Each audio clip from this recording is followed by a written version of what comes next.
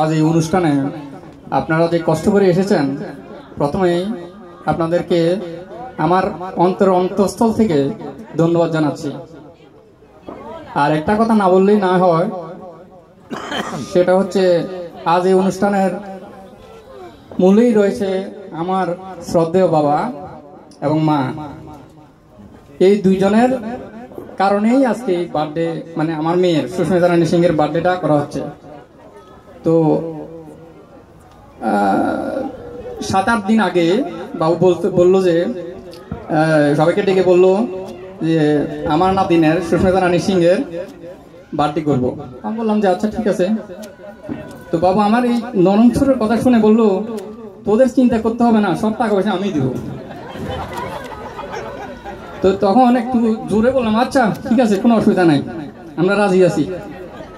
তো আজকের এই যত খরচ এই অনুষ্ঠানের সব আমার শ্রদ্ধেয় বাবা দিয়েছে।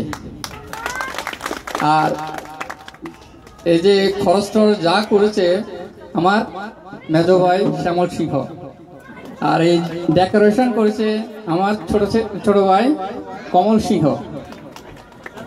তো তো তো আমি আর আমার মেয়ে সুস্মিতা রানী সিংহ কোনো কাজই করি না।